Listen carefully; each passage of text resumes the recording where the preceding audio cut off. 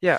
We Well, don't talk about it enough anymore. today on Unqualified Gamers, we are going to talk about Final Fantasy 13-2 for 8 hours because that is the maximum amount of time allowed on Google Hangouts. And that was in no way sarcastic. I mean, that sounds fantastic. Did you know there's a guy named Noah? Noel? No, his name was Sora. His name... There's a guy named Sora? And he has a keyblade. Yes, he does. The guy in front of... Yes.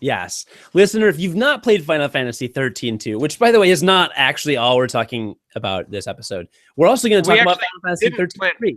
Yeah, we actually didn't plan on talking about Final Fantasy 13-2 at all, and yet here we are. You brought it up. It's like the seventh circle of hell that I'm in. Right? Actually... Like there's that one circle where the guys are all like face down in poop. And then there's that other circle where the guys are all like dragging around other guys through the poop. And then there's that one circle where the devil has you in his jaws and is constantly chewing on you. And that's reserved for, like Judas, like the really horrible people in history. And then there's the seventh circle where it's Cody talking about Final Fantasy 13-2 for the rest of your existence. And that's for just me, the most horrible person. Yeah, that sounds roughly right. All of that was plausible. On episode 107 of Unqualified Gamers. We have a history with the number 107. Do we? Yeah, West Middle School. Was that the room number of a room? You don't remember 107? 107 was the detention room. What? Remember? You don't remember this. Why do you remember that? Everyone remembers. I guarantee you. My memory from being a kid is more related to where certain secrets are in video games. I basically don't remember anything of my childhood and only remember where to find certain things in various video games. I guarantee you all of our friends listening right now are going to be like, yeah, 107. It's like where you got sent if you got in trouble with the assistant principal. It was just like, yeah, you're going to get sent to 107. It could be that I never went there, so it could be that. I mean, that's possible, but I don't know. It's a thing people, it's just, you didn't call it detention. You called it 107, and that was the thing. So 107 was, it was just like... Detention can't hold me. Yeah, he did what to you? You got to go, tell the teacher, I'll send him down to 107. That was it. It was just 107. So for me, 107 is synonymous with detention. So it's appropriate that you started the episode by talking about your version of hell. Yeah, and certainly a version of detention.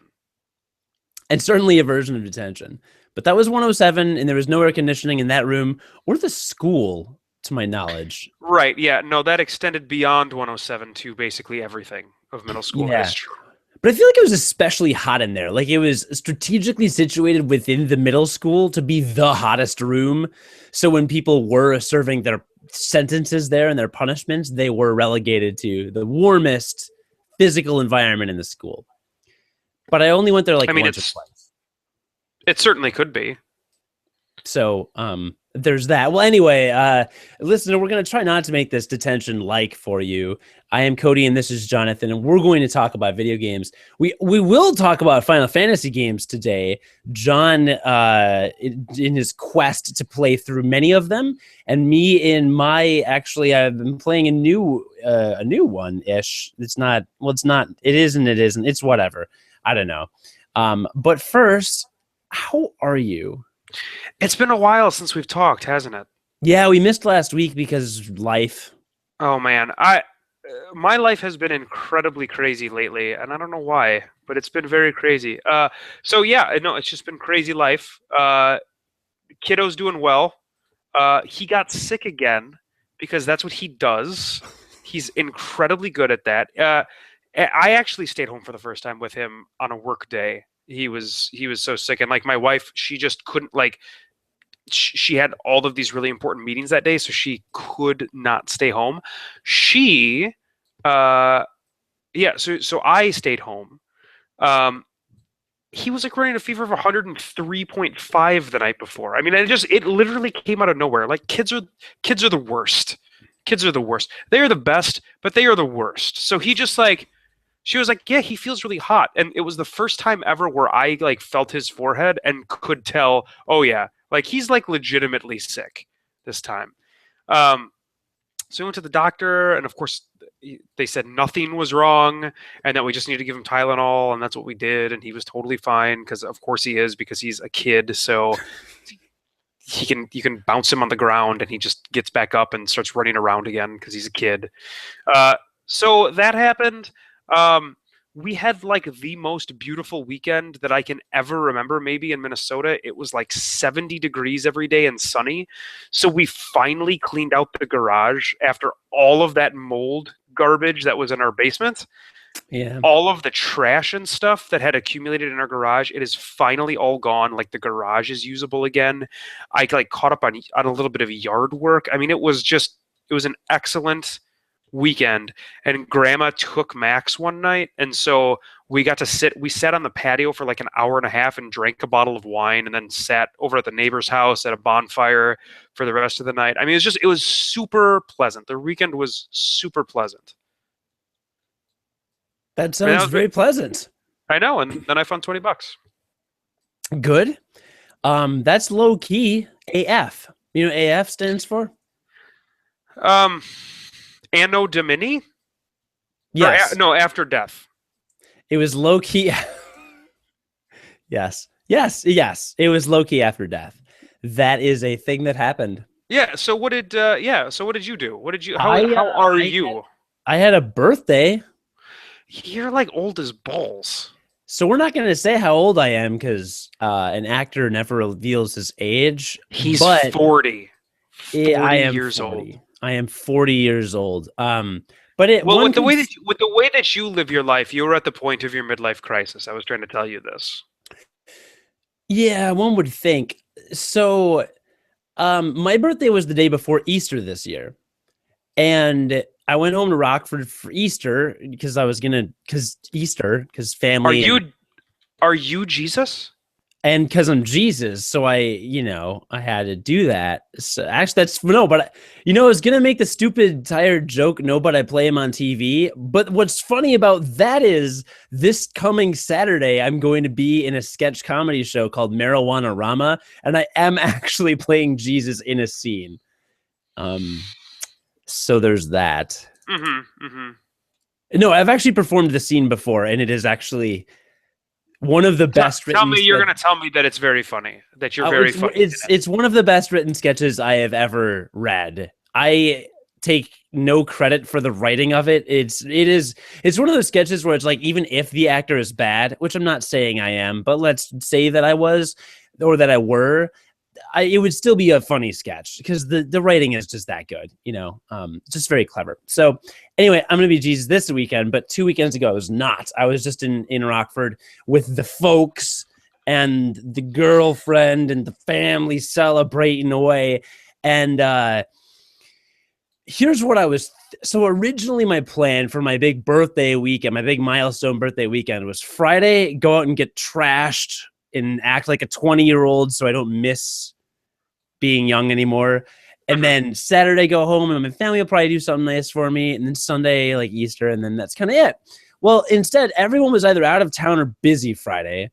So Friday, I had a date celebration with my girlfriend, which ended up being fantastic. And she was wonderful. And that was nice. And then Saturday, I was like, all right, well, cool. I don't get to see my other friends, but like my parents will probably do a little thing for me, or I don't know, give me a cake or something. I don't know, whatever. And I even told her, I was like, yeah, my mom's probably a little stressed because I'm coming home and she like wants to know what to do for my birthday or something. We get there. Neither of my parents even said happy birthday until I brought it up after dinner. This is what happens when you get that old. Nobody gives a shit anymore. Yeah, that's just what happens. Apparently. So on top of that, we went to St. Peter's, which is a parish in town for Easter, for the Saturday vigil, which I know is longer than the Sunday masses because they include like confirmation candidates, and they do a little baptism, and it's a longer service. So I'm like, okay, hour and a half, 2 hours, we're out of there. It was the mass on Saturday that we attended was on my birthday. It was 2 hours and 20 minutes. I was raised Catholic and went to church every week. I am a churchgoer. I enjoy church. That is a long service. I mean, I've been to 50 weeks in a year, 18 times. I've been to 900? I've been to like 1,000 masses. I've literally, this is the longest. That's an awful long time. That's an awful long time. Emphasis on awful.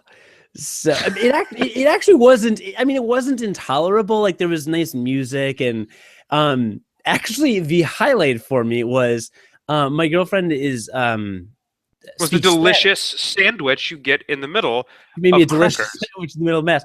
No, she is fluent in Spanish, and for whatever reason, and my mom does not know this either. She's actually mildly annoyed by us. The little booklets they gave us with the prayers and everything that you could follow, and the readings and things like that, were in Spanish. So there were books at rather than English. Yeah, there were and this is not a Spanish church. It's like it's just not.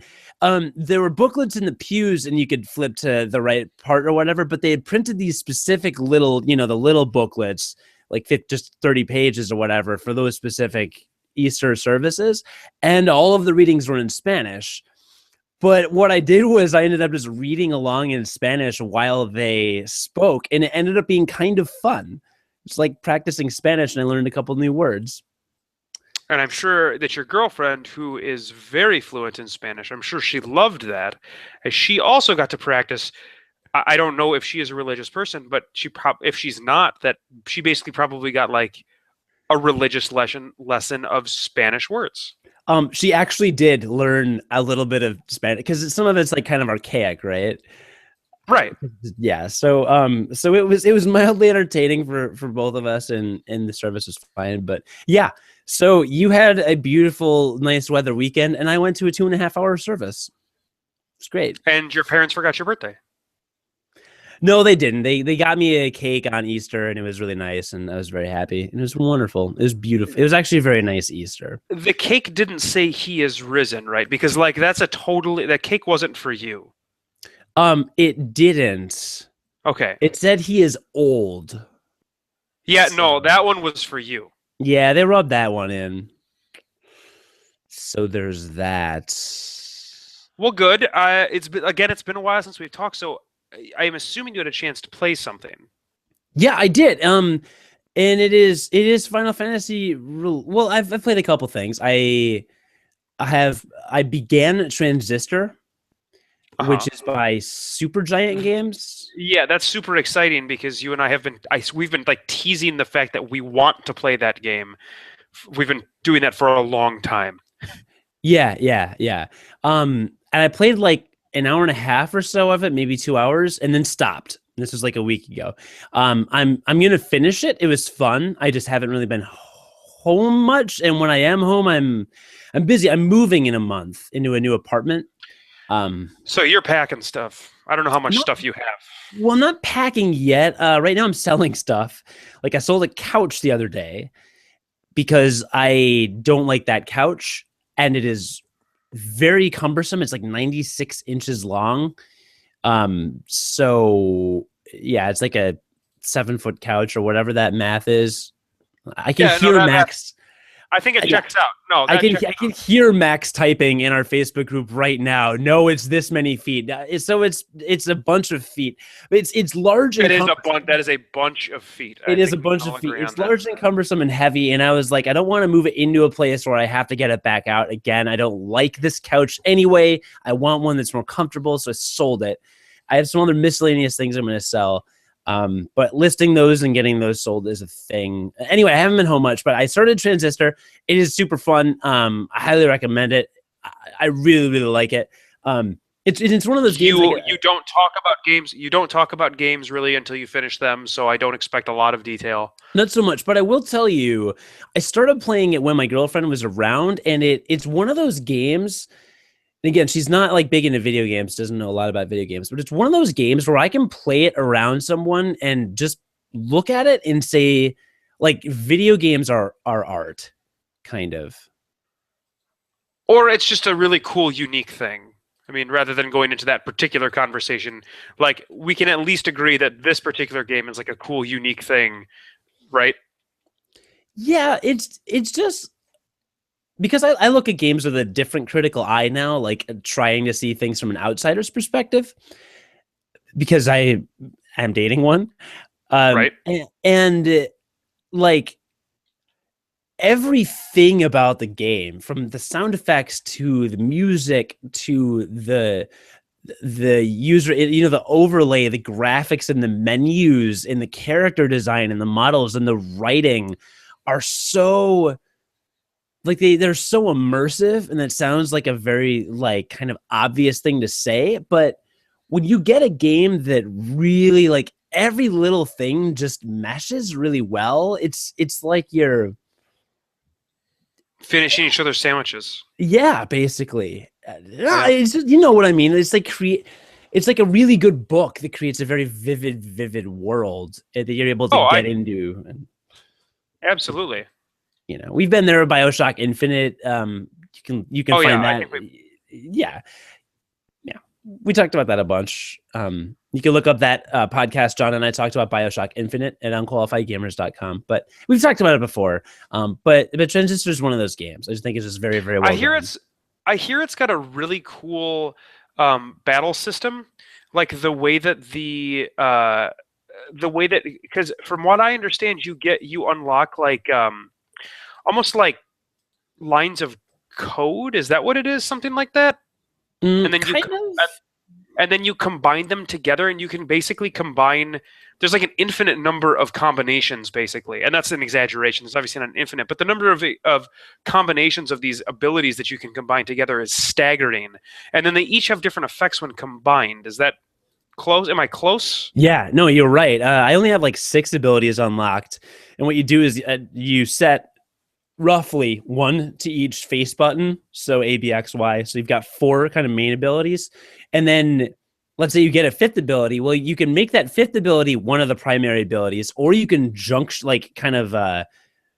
the junction system. It can be like a secondary ability to one of those other primary abilities, modifying it. Is that what it is? It can be a modifier. You can either use it as a modifier or a primary ability, and that goes for every ability. Oh, that's insane. That seems like there would be a billion ways to play that.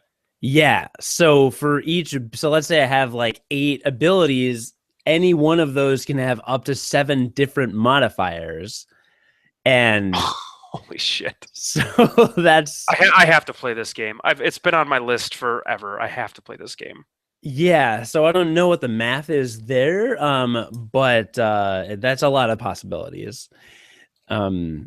It equals a lot. It equals a lot. Yeah, it equals a lot. It equals a lot. Yeah, and the way the gameplay is done is it's pretty cool. The combat system, because you don't need to know the abilities like the back of your hand immediately. Like it's not like you have to memorize it all and like be doing it super fast.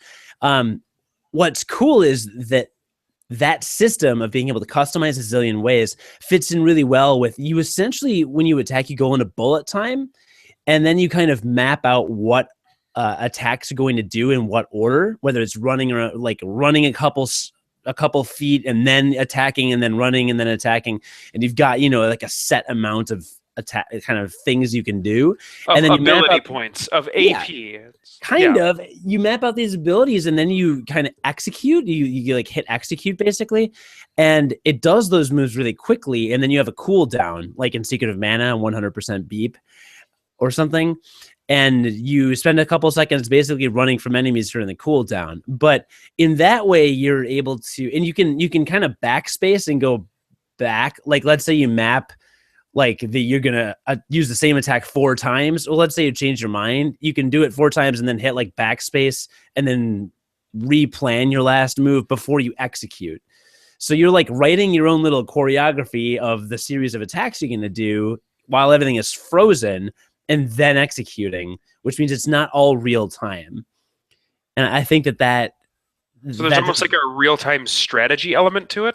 Ish, I guess. I don't know if that's the best job I could do of explaining it, but I think it makes sense. Yeah, you like hit a button That and it seems kind of weird. yeah, you hit a button that kind of stops everything, and then like you do You your write you write a program. yeah, you basically write a You program write a program and then you execute the program. and then execute it. Yeah. Um, That sounds really cool. yeah, there's a limited so enemies are moving while you're doing this. So if you try to like just spam a bunch of attacks on a boss, that boss will usually move after one attack, so you can't plan that far ahead. So you need to do attacks to try and spread and hit a lot of different enemies and hit ones moving at different speeds. So there's a lot of like little calculations, and it's really fun so far. And of course, there's like talking throughout the entire thing, and the storyline is very interesting. Um, very like you have a sword, right? Sword that talks. yeah, your sword talks to you. I mean, swords are going to do that. And there's a big story behind that I haven't fully finished yet, and a lot of characters, and yeah, it's just good. It's a good game. So I've started Transistor, and I will be more motivated to keep playing it if you play. I've heard it's only like a 4 or 5 hour game. So I mean, I need to trust me. I know I need to play it. I think I'm just gonna this weekend. I think I'm just gonna do it. I'm gonna find some time to at least start it. I think I'm gonna do this. Yeah, just text me when you do, because I'll definitely finish it when you do, because I do have a little extra time this month before May. I'm gonna do it this weekend. All right, cool. Gonna do it. I like it. Yeah. So yeah, I played that a little bit. I started Captain Toad's Treasure Tracker, but I only played 2 levels, so I have like nothing to say about that yet. But that is now I've broken the seal, so I can kind of actually start playing that now. I'm sure there's a really deep story for that one too, right? Yeah. Actually, there is a storyline. Oh yeah, I'm sure it's, and I'm sure it's dark. Try to guess what it is. Bowser has kidnapped Princess and or Mario, and it is up to Captain Toad to bring them back by tracking treasure. Close. Replace Bowser with a different enemy. Wario. Less mainstream. Waluigi. Less main charactery. Birdo. Close. Mouser. Not Mario 2. The Koopa Kids. Probably. I actually don't remember. Probably Lakitu Iggy. or something. Oh. Okay. And then replace Princess and or Mario with a different character. Little Peachette or Toadette. Toadette. Am I right? Yeah. This game sounds stupid as hell. It's the same storyline as every Mario game. I know. I'm kidding. And I will say I played I got a GameCube controller adapter for the Wii U. Did you? Yes. There are now third-party adapters on the market that apparently are as good as Nintendo's official version, which they made 4 copies of for some reason. So I got it. I don't remember the brand, but I got it on Amazon for $20. Same price Nintendo charged. It works fine, and I played Smash Brothers with Russian John, who was in town last week. And is Smash Brothers a tower defense game? No, close though. We never got it. Can it be? No. Okay. You're sure there's no tower defense mode in Smash Brothers? Yeah. No, there's a Mario Party mode. I don't know why John was playing it with you. Yeah, I'm not sure either. Well, there is a Mario Party mode. I don't understand what that is, and I don't think I care to. We'll play it when I come to MartinCon next month. I don't think I want that though. Like it doesn't sound like anything. But it literally sounds like nothing I want. Well, that's what you said about NES Remix too. Yep, and when you got that, it was literally nothing I wanted. Yeah, but the fact is I got it for you. Yeah, you know what? I guess you can't deny the fact that you did in fact buy it. So there's that. That's a good point. Well, yeah. So I played a little Smash Brothers and it was fun. And it was Smash Brothers. I'm sure it was fun because it was multiplayer. Because Smash Brothers is really fun multiplayer. It was pretty fun. You complained a lot about how you think it's stupid. There's no like subspace emissary multiplayer or like a campaign kind of a thing. I didn't think I said any of those words. I think I said I had fond memories of Subspace Emissary, and I really liked it because I don't have people I can play with all the time. Right, and that the new Smash Brothers is stupid and only an idiot And would the play it. worst game ever, Yeah, yeah. probably, yeah. In fact, definitely the worst game ever. No, I did Right. say. You know what? I did say that. Right, exactly. So, along those lines, um, I think we were feeling that a little bit. We did play the multiplayer event matches, which are good, but I think it would have been nice to play like a story mode with him. But what can you do? I like the game still. It's fun. It's whatever. So I played some of those things, and then I also played a mobile game that I'll talk about as soon as you are done talking about your thing. Yeah, so I all I have is a Final Fantasy update because I legitimately did just play. That's not entirely true. Um, but I did basically just play Final Fantasy games, like I said. So, Final Fantasy, I'm simultaneously playing through Final Fantasy 4 and Final Fantasy 6. Final Fantasy 4 being on my big screen, which I mentioned last time. Final Fantasy 6 being on my iPad. Um, Final Fantasy 4, I'm all the way to the end of the Giant of Babel, near the end of the game. So basically, Nice. there's three dungeons left of that game. There's the remainder of the Giant of Babel, which is like one more room, and then there's Bahamut's Cave and the final Crystal Palace. Like that's literally everything. That is the whole game. I have like in the new version of the game, they've added a couple of things. One of them is a mapping system, and you get rewarded for everything. And I've never mapped everything in the 3D version of the game. You get an augment at the end that is a good augment, but I'm doing that for the first time, and I did that for the first time, and it was really freaking annoying in some of the places with the hidden passages that I didn't really remember all that well. So Oh, I did all of that, and um, I'm a little miffed at the game because if you remember me talking about it the last time we talked, I broke it. Um, I You claim the game is really hard. I tell you that you just need to use the augment system in a couple of ways, and it makes it easier. And I mentioned that one of the ways you can do it is you can make it so that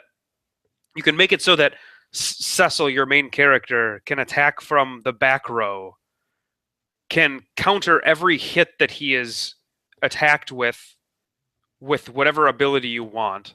So I have him countering with the ability called Kick, which is a physical attack against every enemy on the screen. And then I have another augment that makes it so that he is the only target ever for enemy abilities.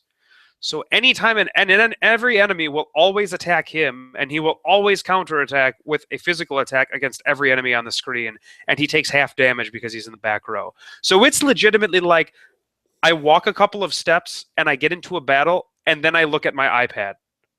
And once the battle is done, I may need to heal Cecil. I may not need to heal Cecil. And then I walk a couple more steps. And the only thing that I'm interacting with anymore in the game is fighting boss fights. It's kind of dumb.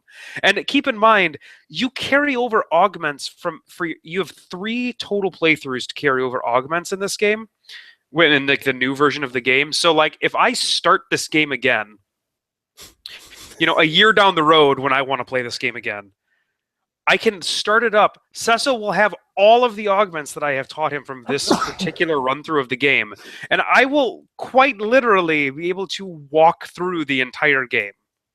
So that's kind of an interesting thing that you can do with this version of the game. So I'm probably, I don't know. The final dungeon is legitimately difficult in the new version. I don't know if you got that far in the new version of the game, but it's like legitimately very hard, and it's not one that you can just walk through. You have to interact with every battle. So that'll probably take about 3-4 hours to get through that final dungeon. Maybe more like 2 to 3. what about Bahamut's dungeon? That's relatively easy still. Really? Yeah, because the enemies throughout the whole dungeon in Bahamut's dungeon are basically the enemies that you fight in the first 2 levels of the Crystal Palace. So it's not too bad. It's really not. Even with behemoths, don't behemoths counter every like physical attack you make or something? They counter magic attacks with a weakness attack that like makes your party's hit points a one hit kill, but then he'll always attack Cecil whenever he attacks, so that doesn't matter. Um, look, it doesn't matter is what I'm trying to say. Like most of the game is trivialized by the current augment setup that I have. Um, so there's that, and then and the game is still great. Like I don't know the fact that I can walk through it is dumb. I think that that's dumb. Um, but it's old game design, and like for the time, role playing games aren't made that way anymore. So back when when the Super Nintendo role playing games were being released, the philosophy was a when you were playing the game, the objective was to um, create a dungeon needed to be an exercise in what's the word I'm looking for? Resiliency, maybe. Like you basically just needed to be able to manage consumables, and then manage finite resources like magic points because you'd need to heal in between fights. And so you'd need to like make sure that by the end of the dungeon you still had enough of these finite resources to fight a boss, right? Whereas modern game design tries to make the moment to moment battles, like the actual individual battles, each challenging. So just to give you a compare and contrast, in Final Fantasy IV, I can walk through the game. I have to heal after every battle that uses a small amount of MP. Possibly by the end of the dungeon, I'll run out of magic points, and I won't be able to heal during a boss fight, right? In Final Fantasy XIII, which is a relatively new Japanese role-playing game, each individual battle has the potential to kill you if you don't play it strategically, but all of your resources are regained at the end of every battle. So they try to make the individual battles more interesting. And to be perfectly honest, that is a far more exciting game.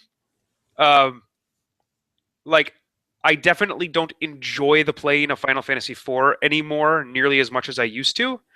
It's just kind of academic to me at this point. And it's just kind of a trip down memory lane more than anything, because it just reminds me of a time when I was sitting in my bedroom upstairs, like on a Saturday morning, playing this game for 5 hours, right?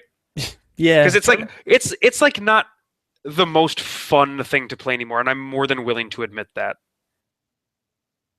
I think that's fair. I remember growing up, probably when we were in like grade school, you get to a point in the game where you just hold the A button because it's rapid attacked when you're walking around the map.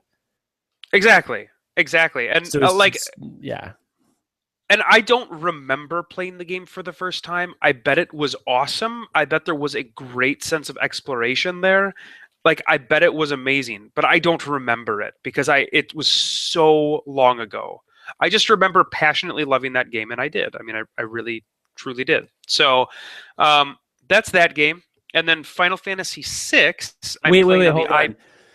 You told me to ask you. You told me you were going to ask me how I remember certain things in Final Fantasy IV. You texted me or you chatted me on Hangouts, and you were like, "Hey, how many times have you played the Final Fantasy IV?" And I was like, "I don't know, a zillion." And you're like, "Okay, because I have some questions about the way you remember the game, storyline elements or something." Yeah, what was that going to be about? It's a good question. I should have written down exactly what I was going to ask you. What was I doing? It was relatively recently because I was just playing it.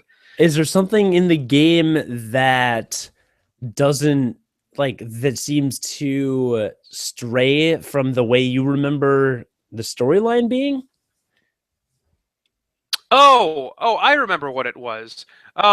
Just in terms of I guess balancing the game. So I remember vividly when there's a ninja that you get in the game, and Cody and I played this game a billion times on the Super Nintendo. Both of us did. And I remember that when his name is Edge, and I remember that when you get Edge in your party, all of your characters have like 2,000 hit points at this point in the game, except for your magic users. But Edge enters your party, and he has 790 hit points. And I remember that number specifically because I was always like, why is he so weak when he enters the game? And it never changes. Do you remember that? I remember him being weaker. I don't remember 790 specifically, but I do remember it being around 1,000. It was definitely 790. So when he joins your party in this game, he has 1,500 and is far closer to your level. And it's just like this version of the game came out on the DS. And it was very obvious that was still a time when Square really cared about their games, because it's an excellent version of this game. Like, they added a lot of stuff, they updated everything. It's all 3D models compared to the 2D sprites that it was before. They took a lot of care with this game. And I don't remember the year it was released, but it was quite a while ago, right? Because it was in when the DS was still around. That had to at least 7-8 years ago, right? Yeah, ish, something like that. Something like that. So let's contrast that now with Final Fantasy VI, which is a game I'm playing for the iPad, right? I think it came out this particular version came out about 3 years ago. So they did something really weird, and they changed. It's still in 2D. It's still like sprites, right? Do you remember, have you happened to look at pictures of Final Fantasy VI from the Super Nintendo recently? No. I mean, I remember it. I may have played 6 more than I played 4 growing up. It still looks really good. Like, those original sprites totally hold up. They still look really good. Yeah, they right? really do. Oh yeah. Well, I played through it on Game Boy Advance like 5 or 6 years ago, and I remember we had not on this podcast maybe, but we had a conversation recently about how Final Fantasy 7 and 8 do not hold up, but like 4 and 6 totally. Well, 4 not, but 6 totally does. I think even 4 does to a certain extent. And yeah, it totally does. Like, it totally holds up. Well, they decided, and I don't know why, I have no idea, but they decided that they would, if you look at 2D sprites, they oftentimes look kind of, if you look really closely at them, they almost look kind of blocky. And that's just the way that they looked back on the Super Nintendo. Yeah, but they didn't though. I mean, with the 6, they didn't really. No, they did. I'm talking about if you look super close at them, it basically looks like because they're pixels, right? Well, they basically took out the blockiness and they made everything look really smooth. Like, all of the 2D sprites look really smooth and bad. Like, they look like somebody took like a paintbrush and smeared the paint along the edges, and that's the only way I can think to describe it. It just doesn't look good. It doesn't have the crispness that it looked, and it looked totally fine before. It looked totally fine. It still looked really good.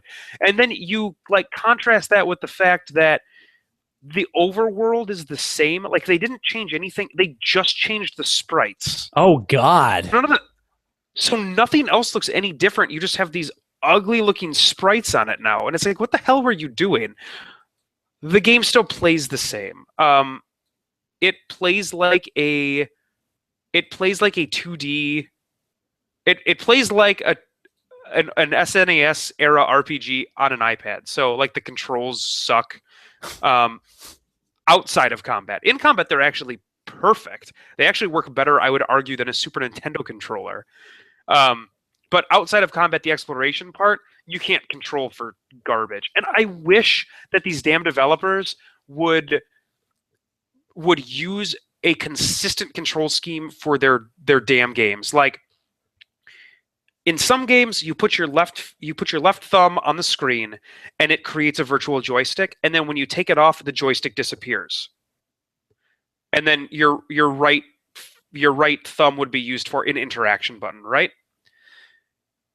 In some games, like this, in some games, the joystick is always present, and your thumb will always go to the same place to move your character. And then like, your virtual buttons will be on the right side, and they'll always be in the same place. In this game, you put your thumb on the screen to create a virtual joystick, but it doesn't disappear when you move your thumb off the screen. So there's this big old joystick on the screen, and if you touch anywhere in that joystick, you move that direction. However, if you touch outside of that joystick area, it creates a new virtual joystick instead. It is the worst of all worlds when it comes to control schemes for these damn iPads. It's like, it is. I cannot believe that this is what they chose to go with. It's ridiculous. It's horrible. However, in combat, it is as intuitive as you can imagine a menu-based battle system would be. You literally just touch on everything you want, and you touch on the enemy or party member you want it to go to, and it just does it, and it's perfect. So that's nice. And so I literally just entered the world of Ruin, which is about fast. I know, it's about a third or a half of the way into the game.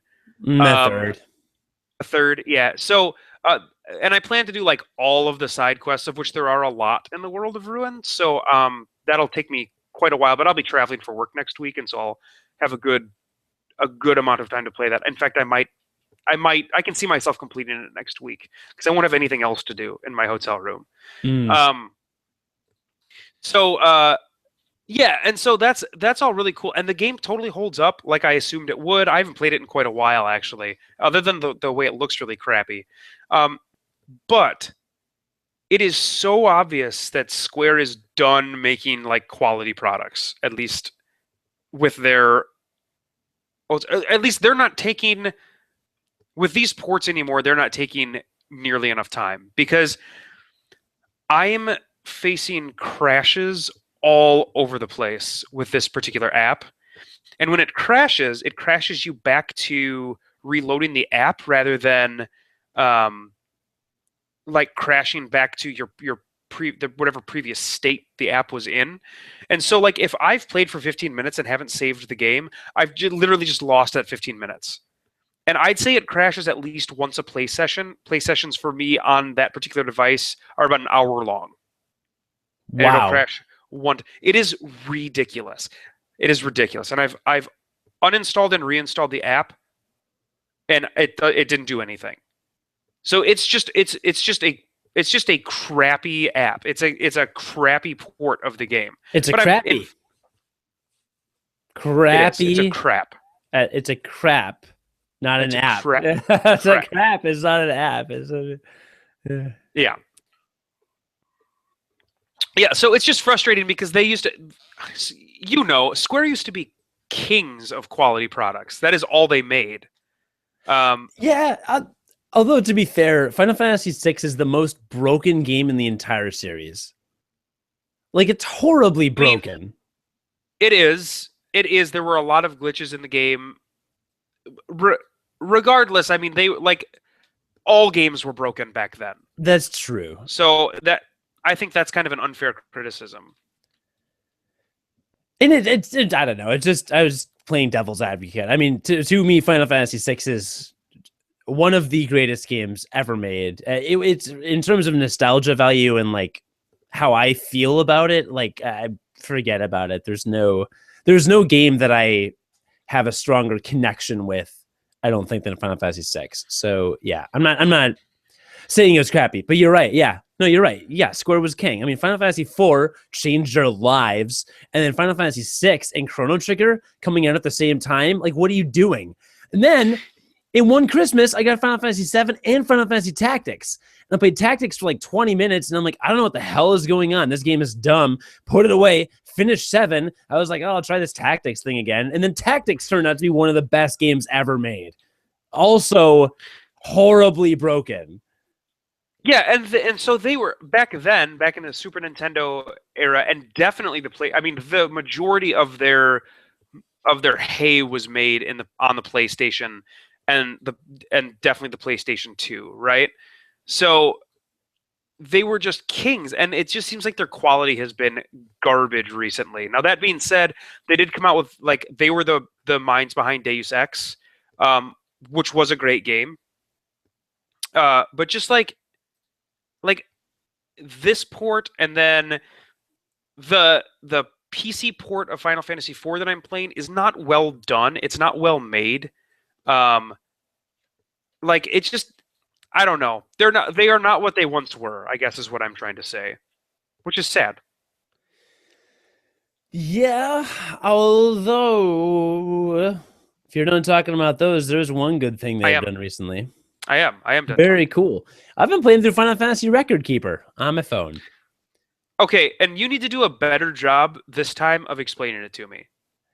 Even though several reviews that I found online said it. All right, when I say it plays like a Final Fantasy game, I on this podcast reviewed Final Fantasy Airborne Brigade. Do you remember that? Oh, I do. That was your game of the year that year. That was not. I don't remember any. I literally don't remember anything about the game other than it had no music and no sound effects. Do you remember It was that? a bad game. It was a bad game. That's a real thing. Square intended it that way. Zero music. Didn't they say they wanted you to play your own music when you were playing it? Wasn't that Yeah. what they said? Which actually kind of makes sense for some. No, but that is fucking ridiculous. still pretty dumb. So there was also Final Fantasy. What was the last one they came out with? Final Fantasy Battle Brigade or All the Bravest, right? Do you remember Final Fantasy? Did you hear anything about Final Fantasy All the Bravest? I heard it wasn't good. Or it was awful. The game played itself. Great. That's the kind of game I want to play. Yeah, no, I didn't even download it because I heard it plays itself. It's basically a complete nostalgia cache, and you have to pay for everything. Like it's like you do one thing and it's like, oh yeah, I'm not paying money. So I've just heard awful things about it, like unanimously everywhere. So these were both really bad. And then it was just like this weird, like they're weird like mini game things, right? Because most times when you download a mobile game that uses a license, that's what it is. It's a mobile game that uses a license. It's a It's like a third party that's not the company that is making the game with the company's property. Yeah, like when Dynasty Warriors made a Zelda game. It wasn't really a Zelda game, but with mobile games, like a mobile game will have Exactly. Yeah, and I can't think of any examples off the top of my head. Of course, the one you just gave was a good one. Like Hyrule Warriors is not a Zelda game, but it uses the Zelda franchise. Yeah, but I can't think of any mobile examples except for Final Fantasy is the only one I can think of. When you think Final Fantasy mobile game, it's not a Final Fantasy game. It doesn't play like a Final Fantasy game. It doesn't have characters and a magic system and an equipment system and an item system and things like that. It's just some weird thing where you like collect things and it's like Farmville with Final Fantasy stuck onto it. So when I say this plays like a Final Fantasy game, I mean, it doesn't play like a mobile game. It plays like a game where you enter battles, you have a party with interchangeable characters that can attack and defend and use spells, and you fight monsters from Final Fantasy games, and it plays like a Final Fantasy game. If I had to be more specific about one, I couldn't because they've retooled the system to be what it needs to be on a phone. So they've taken this idea of Final Fantasy, this idea of like, well, what do? You go into battles and you have magic system and you can get equipment and you can get items from battles and you can get gil and you can spend those on upgrading equipment or getting new items and getting new spells and things like that and collecting to a degree and leveling up. And how can we apply those concepts to a not only just a mobile device, but a phone that doesn't necessarily have a really crazy processor?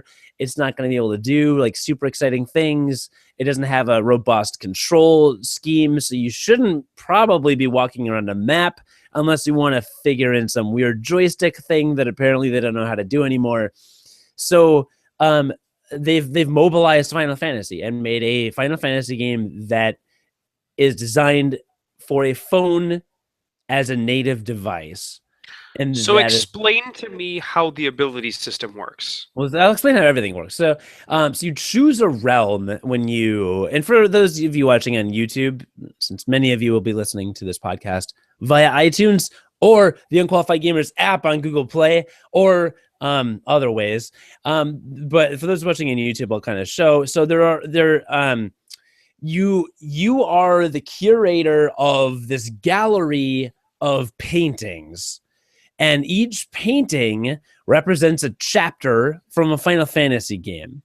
And each of these paintings are contained within a room that represents each Final Fantasy game. So, for example, there's a room for Final Fantasy 4, Final Fantasy 5, 6, 7, and 10 right now. They're adding more content over time, but right now it's 4, 5, 6, 7, and 10, which makes sense because those are probably the most popular ones. They have a lot of equipment well, I'll get to that later. So you enter one of these galleries, and there's all these paintings, and the paintings basically take you through the storyline of each game. So Final Fantasy 7, like there's Mako Reactor number 1, and then Mako Reactor number 5, which is the progression of the storyline. To your point about Final Fantasy 4, the stages I've beaten so far are the Mist Cave, the Underground Waterway, which ends with Octomam, the Antlion's Den, Mount Hobbs, Fabul Castle, and then Baron Castle, right? Which is how I remember the game. I remember those kind of those beats or those chapters, right?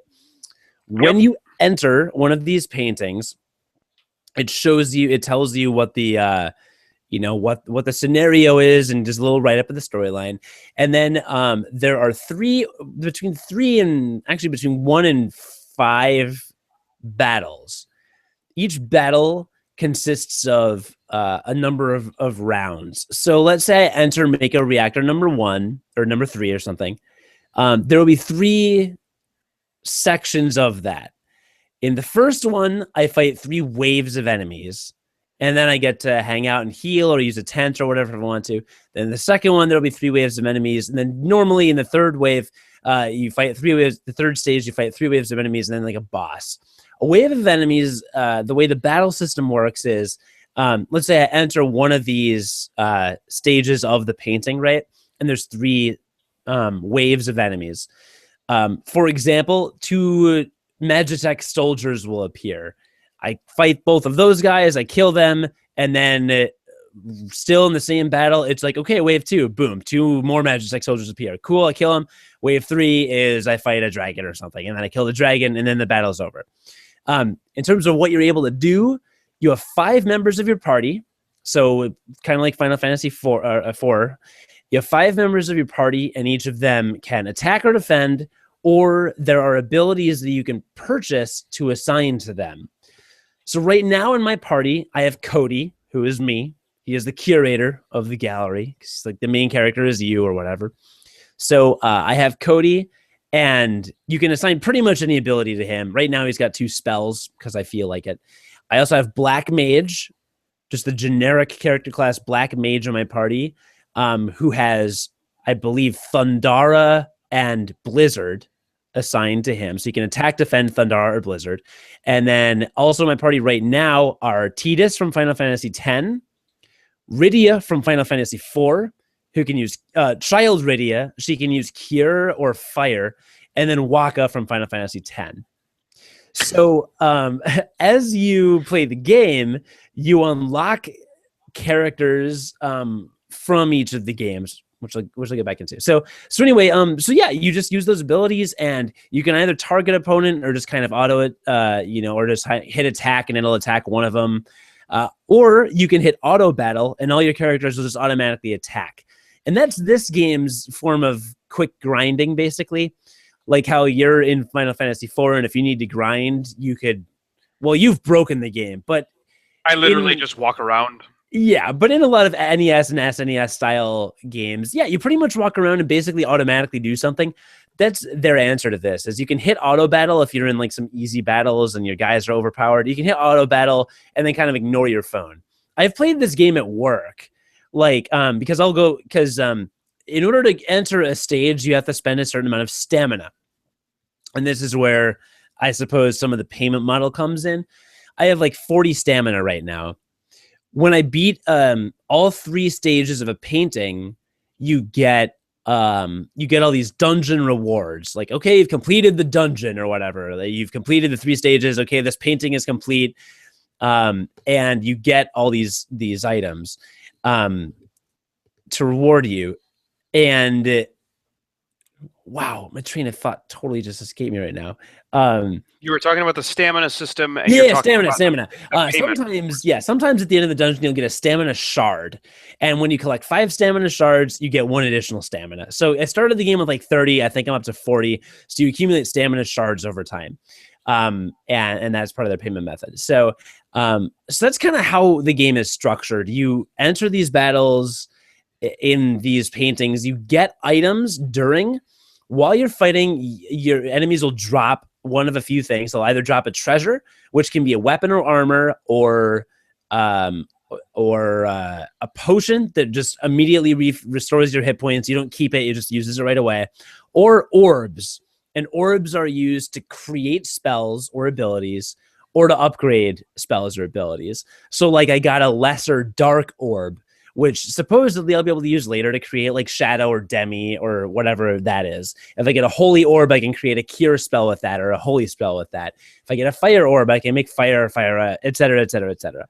So that's what the enemies drop, and at the end of the dungeon, you get those, or you get the stamina shards to increase your overall stamina. And your stamina replenishes over time.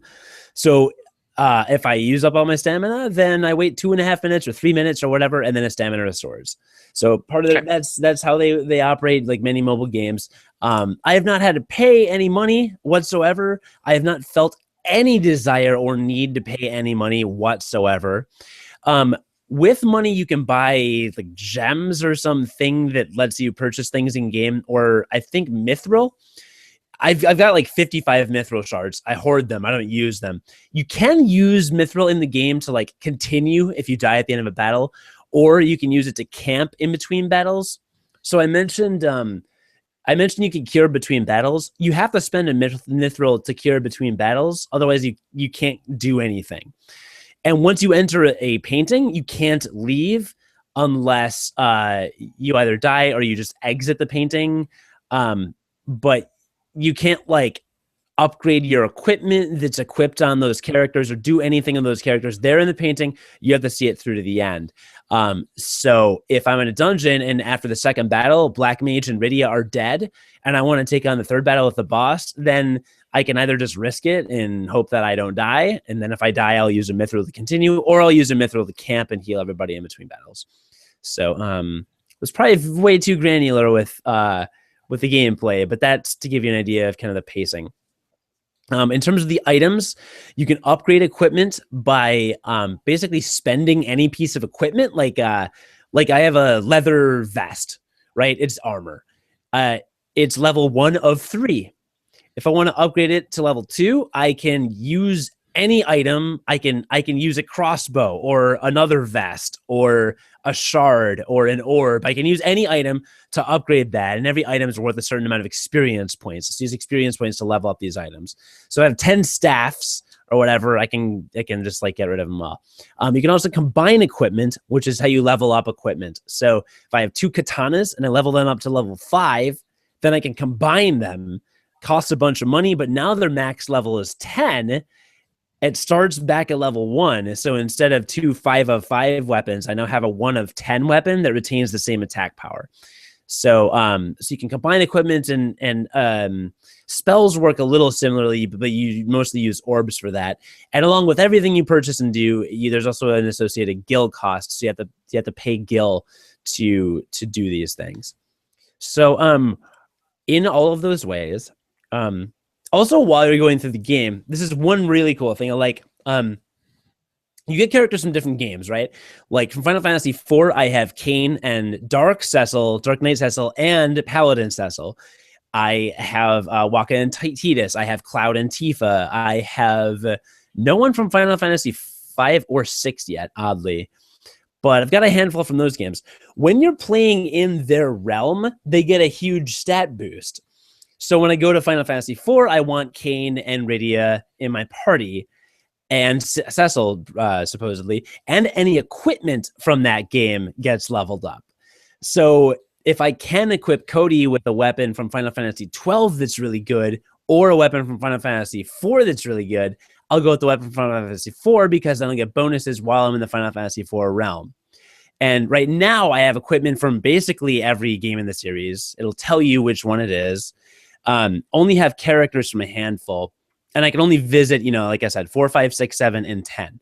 I have reached the limit of realms currently available in this game, and they are working on adding more. I believe it said that next they're going to add more from 7, and I think Final Fantasy 2 they're going to add more from next. And no word on 8 or 9 yet, but those are all in the works for them to build out the game.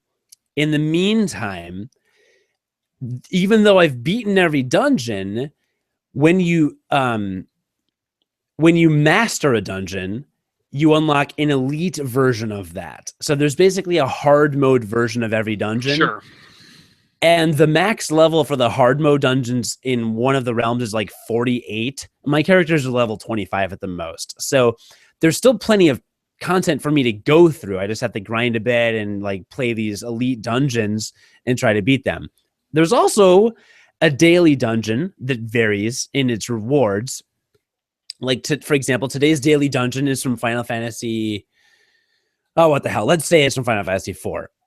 No, it's from 10. Today's daily dungeon's from Final Fantasy 10, and this gives you like Scarletite and Adamantite that helps you level up weapons more quickly. They're worth a ton of experience, so when you use them on a weapon, it levels up really fast. Well, another daily dungeon may be from Final Fantasy 2, and that daily dungeon will be you get a ton of gil for every battle. And there's another daily dungeon where you get orbs, and they're each assigned to a game, but every day of the week, there's a daily dungeon. There's also events, quote unquote, where there's a dungeon available for a limited amount of time with like 10 or 12 stages.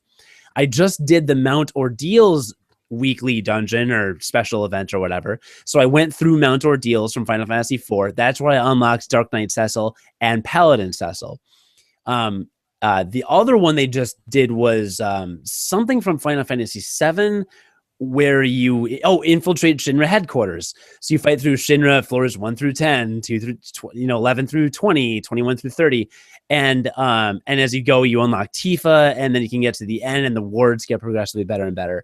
So yeah, you just battle in these Final Fantasy style battles and try to do the best you can and unlock as much stuff so you can get stronger. And it's just a cool natural progression that feels awesome. And the one other thing is strategically. I mentioned that you can auto battle through stuff if it's easy. Well, they give you incentive. They rate you at the end of every battle, and they rate you based on damage taken, times you've been KO'd, and actions taken. So this provides you incentive to try to figure out the most effective and efficient way to win a battle, which is because really... the fewer actions you know what, that's almost like a board game. Yes. That is what keeps it interesting. So, right, like let's say I've got Kane, Cody, Waka, and Tidus in my party, and Black Mage. I can hit auto battle, and that's great because like they all have a pretty high attack, except Black Mage. Black Mage will do like 30 damage while everyone else is doing 600. So I don't want to hit auto battle because Black Mage is a waste of a turn or a waste of an action, and that may give me a lower rating on actions taken. Similarly, if I know that Tidus can one-hit kill any enemy because he's powered up, but no one else can, I want to make sure that, I'm not having Waka attack, then Tidus, and then 2 other people attacking the other guy because that's 4 actions instead of 3. So you're trying to minimize the number of actions you take. And this is what keeps it pretty engaging. And they can be, it's not impossible. It's not like a super hard game, but they can be kind of harsh about the rating. Like they want you to be as efficient as possible. And they also reward you for your knowledge on Final Fantasy games. Like they will give you a bonus. Final Fantasy IV, when I fought Kignazo, the water elemental, I got a bonus. They give you bonuses for using lightning to dispel, when it's like Kignazo is surging and he gets this pool of water around him. Well, he's going to use a tidal wave on you if you don't use thunder on them right then and there. So they give you points for that. And then they also gave me bonus points for exploiting his weakness to Blizzard, to the ice elemental. So 2 things right there. And if you don't exploit either of those things, then you get a really low rating on the final battle. And your rating from the painting overall is calculated based on each stage combined. So you can master. There's three ranks basically: bronze, silver, and gold. Gold is like mastering it. You can basically get a master rank on the first two levels, but if you get like a novice or even sometimes an expert ranking, which is the first and second rankings, on that final boss, you're not going to get a master rating in the dungeon, so you have to go back and do it more efficiently. So there's a good amount of resource management in a macro way that keeps the battles pretty interesting and exciting. And I like the balance. It's good, and it uses all original music from the games. So you have to have an internet connection to play it, because I think it downloads the music as it goes. So you do have to have, like, if I'm on the subway and I'm in between battles, sometimes it'll cut out and I can't play it, which is frustrating. But I understand why. It downloads this music. So in Final Fantasy VII, you're hearing the Final Fantasy VII battle music. In the menu, you're hearing the like Shinra reactor, the Shinra like theme song, that like dun, dun, right. Like in Final Fantasy IV, you're hearing the waterway music and dungeon music. Like, it is all original Final Fantasy music. They mesh sound effects, so you're getting the OK sound effect from Final Fantasy VIII, which is a cool sound effect. Mesh with the sound effects from Final Fantasy IX. You're getting the menu music to like see your party is like the airship music of Final Fantasy VI. The item upgrade music is the Sid's theme from Final Fantasy IV. Like, it's all super well done. It is an exercise in nostalgia, but it doesn't feel cheap. It feels like they made a game. Like, they made a good Final Fantasy game for a mobile device with robust like combat system and all this stuff. And it's a simple combat system. You press one of 4 buttons. Oh, you also have limit breaks. So limit breaks work the way limit breaks work. It's not genius. So, but that's it. That's the game, and it's really fun. I think I'm going to download this tonight and just check it out. Yeah, I would. I would. It might take a little bit to get used to, some learning curve, but it didn't change my life, but it is certainly fun. Like, when I run out of stamina, some of these advanced dungeons use like 12 stamina per level, so I'm done playing in 10 minutes. But when I run out of stamina, I'm like, damn it. Yeah. Like, if I'm waiting for the train, I'm legitimately just like, damn it. You know what you should do, because you like this game so much, you should throw it a couple bucks, because it's a quality free-to-play game, and that's what you should do. I'm okay with. Here's my only problem is I think the pricing is too steep. Like, for you to get, you can use Mithril on relic draws, which gives you rare items, and they promote that all the time in the game. You get one common relic draw a day, it's fine. But these relic draws, I can save up and use Mithril on my own. So I'm like, oh, well, you can get 11. You get, if you get 10 relic draws, you get one free. So how much is that? Oh, 500 Mithril. Okay, how much is that? It's like $40. Oh, geez. Yeah, no, that's a lot. I feel like the pricing is a bit out of control. If it was, wait for that to change, because that'll change. You think? Yeah. If it were like literally, if it were 2/3 the price, I'd think about it. If it was about half the price it is now, I would definitely have spent the money. But right now, it's just too much. It might be 30, but even at 30, it's like that's a lot for a free to play thing. And for 11 relic draws, microtransactions really, like, I feel like the sweet spot is anywhere from $1 to $3 or something like that in terms of what you're gonna spend for a little bit of something. Yeah. I would spend money on this game, but only if it's getting me something worth getting, I'm gonna check it out. I'm gonna check it out tonight. Yeah, well, there you go. Cool. At least see. Just a couple of PSAs regarding some downloadable stuff. Hearthstone is now available on iPhones. Oh my god. I know, and from what I understand, the interface is very good. I haven't downloaded it yet, but I will be. But can you imagine that anywhere you go, everywhere you go? I don't think it's at the Android store yet, but it's only a matter of time, right? Like, it has to. If it's on iPhones, it's going to be on Android phones. It's Blizzard. So that is a really cool thing. And the Humble Bundle, just for and this episode will be up because when the new Humble Bundle is out. The Humble Origin Bundle 2 just got released, which is EA's offering of games. Now, of course, because it's the Humble Bundle, it's not like their newest and greatest games. You're not getting but you're getting a fantastic selection of some of their slightly older AAA games. I'll just give you the list. It's got Plants vs. Zombies Garden Warfare, Peggle, Dragon Age Origins, and Dragon Age 2, Bejeweled 3, Mass Effect 2, Dead Space 2, and Medal of Honor Allied Assault, and Command & Conquer Generals.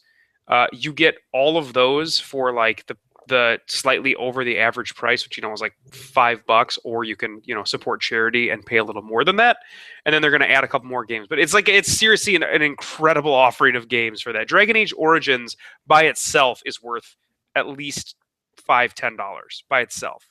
So there's a ton of really good games on that. So check out Hearthstone for free if you've got an iPhone. Or another iOS device, and then be watching for that to come to Android phones soon.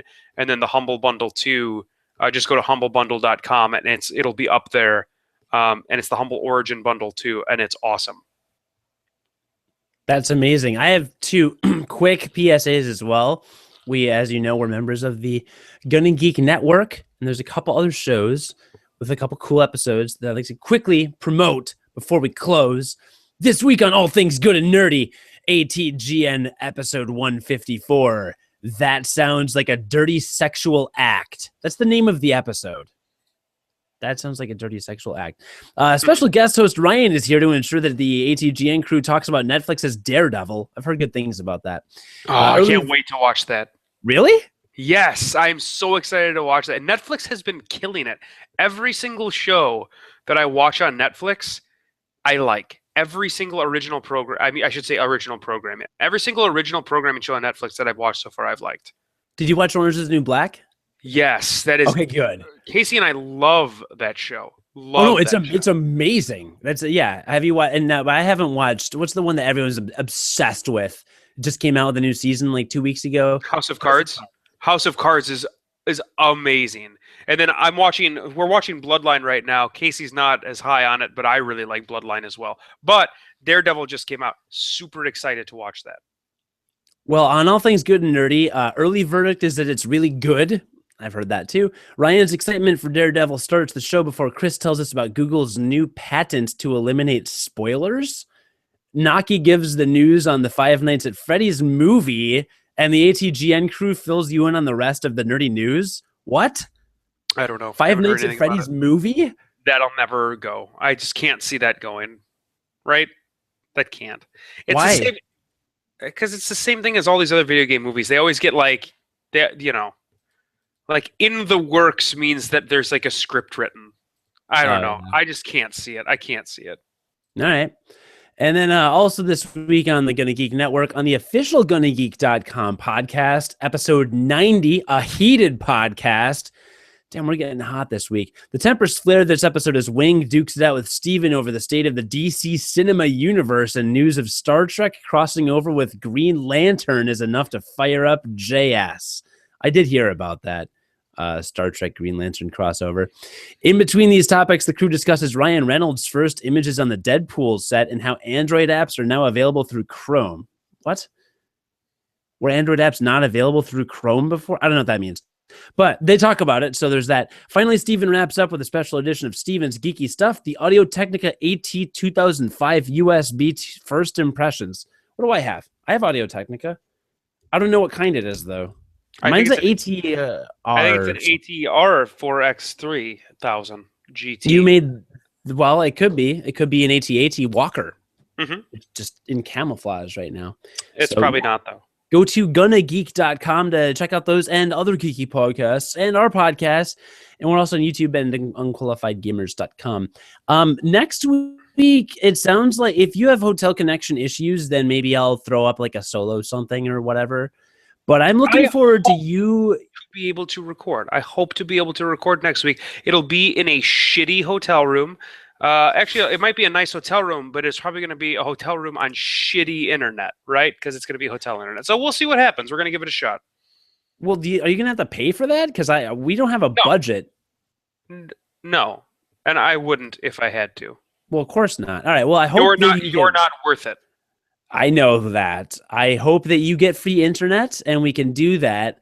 Especially because you're going to download Final Fantasy Record Keeper and tell me how I explained something horribly poorly. Because I know I'm not that good at explaining games, but I don't know. I've been playing a lot. I feel like I did a reasonably thorough job. No, So I'm gonna do it. I'm gonna do it. I'm gonna do it. I'm gonna do it. We're gonna do you're gonna this. do it. You're gonna do I'm it. gonna You're do gonna, are you this. gonna do it? Are you gonna do that? Are you I'm gonna do probably not this? gonna. I'm You're not probably gonna. not Probably not gonna. gonna Probably do it. not gonna download it. This much, yeah.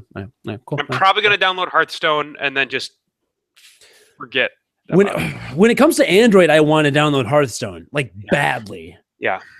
Why like that? Yeah, I played a couple games in the last like week or so, and I don't want to play it all the time. Can you imagine that like being just a bus ride, like one game of Hearthstone?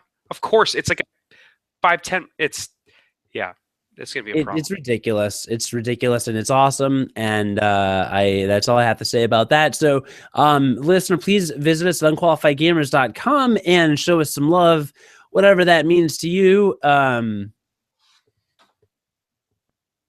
does that mean to you, John?